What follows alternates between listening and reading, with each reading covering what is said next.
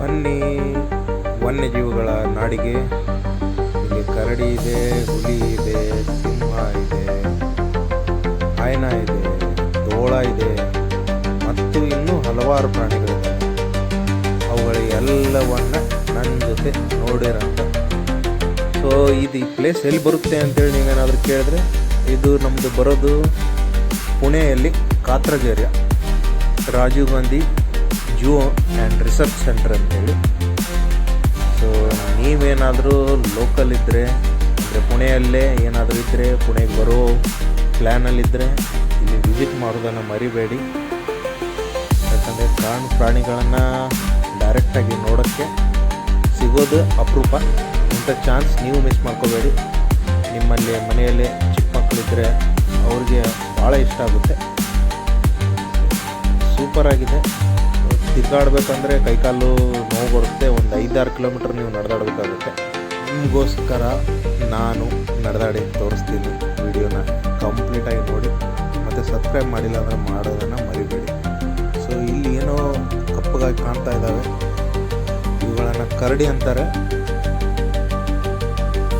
So ನಾವು ದೂರದಿಂದ ನೋಡಿದ್ವಿ, ಇದನ್ನು ಸ್ವಲ್ಪ ಹತ್ತಿರ ಹೋಗೋಣ ಅಂತೇಳಿ ಮತ್ತೆ ಪಕ್ಕಕ್ಕೆ ಸುತ್ತಾಕೊಂಡು ಬಂದೆ. ನೋಡೋಕ್ಕೆ ದೂರದಿಂದ ಮುದ್ದಾಗಿದ್ದಾವೆ, ಮತ್ತು ಹತ್ತಿರ ಹೋದರೆ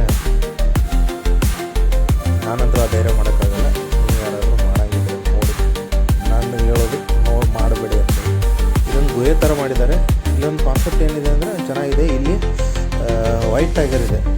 ಸೊ ಇದೇನು ಜಾಗ ಇದೆ ಅಲ್ಲ, ನಿಮ್ಮ ಅದೃಷ್ಟ ಚೆನ್ನಾಗಿದ್ದರೆ, ಏನಾದರೂ ಹುಲಿ ಏನಾದರೂ ಇಲ್ಲೇ ಪಕ್ಕದಲ್ಲಿ ಬಂದಿದ್ದರೆ ಇಲ್ಲೇ ನಿಂತ್ಕೊಂಡು ಭಾಳ ಕ್ಲೋಸ್ ವ್ಯೂ ಇದು. ಸೊ ಇಲ್ಲಿಂದ ಹೊರಗಡೆ ಬಂದೀವಿ. ನಮಗೆ ಏನೋ ಅದೃಷ್ಟ ಚೆನ್ನಾಗಿರಲಿಲ್ಲ, ಹುಲಿ ಅಂತೂ ಕಾಣಲಿಲ್ಲ. ಇದೇ ನೋಡಿ ವೈಟ್ ಟೈಗರ್ ಅಲ್ಲಿರೋದು. ಸೊ ಹುಡುಕಾಡಿದ್ವಿ ಎಲ್ಲಿದೆ ಅಂತೇಳಿ. ದೊಡ್ಡ ಬನದ ಥರ ಇದೆ ಇದು.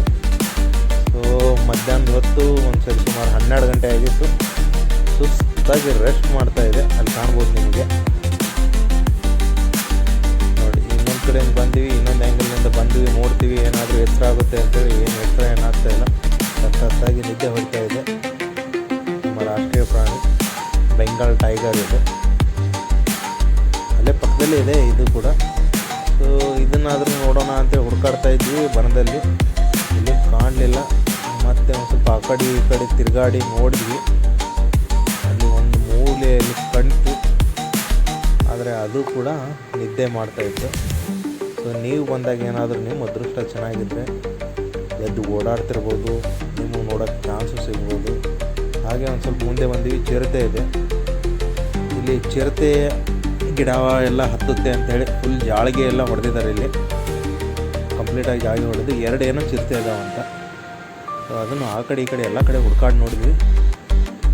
ಸೊ ಬೇಸಿಗೆ ಜಾಸ್ತಿ ಇರೋದ್ರಿಂದ ಚಿರತೆ ಕೂಡ ನಿದ್ದೆ ಮಾಡ್ತಾಯಿತ್ತು. ಹಾಗೆ ಒಂದು ಸ್ವಲ್ಪ ಮುಂದೆ ಬಂದೀವಿ. ನಮ್ಮ ಗುಜರಾತ್ ಲಯನ್ನು ಅದು ಕೂಡ ನೆರಳಲ್ಲಿ ನಿದ್ದೆ ಮಾಡ್ತಾಯಿತ್ತು.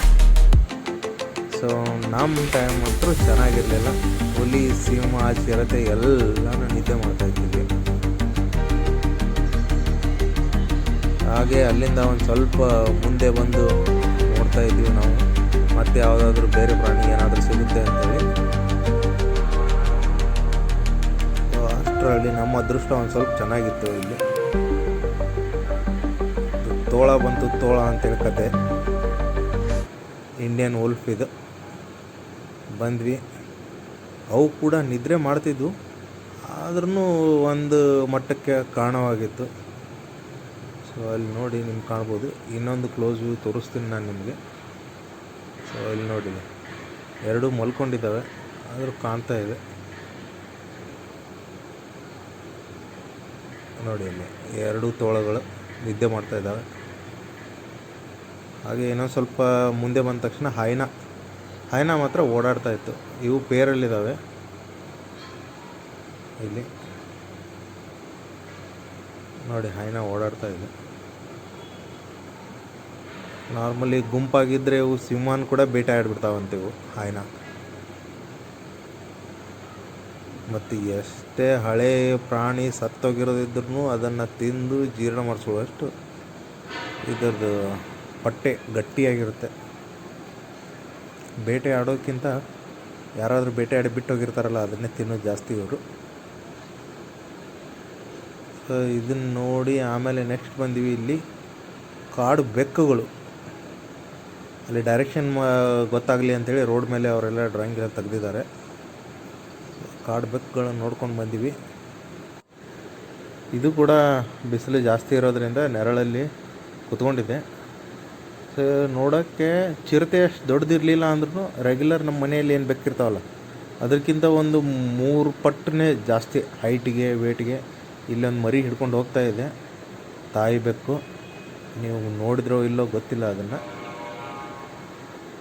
ನೋಡಿ ಅಲ್ಲಿ ಆರಾಮಾಗಿ ಕುತ್ಕೊಂಡಿದೆ. ಒಂದು ಮೋಸ್ಟ್ಲಿ ಗಂಡು ಬೆಕ್ಕು ಅನಿಸುತ್ತೆ ಇದು, ಅದು ಹೆಣ್ಬೆಕ್ಕು ಓಡಾಡ್ತಾ ಇದೆ ಮರಿನ ಹಿಡ್ಕೊಂಡು. ಹಾಗೆ ಇನ್ನೊಂದು ಬೆಕ್ಕಿದೆ ಇಲ್ಲಿ.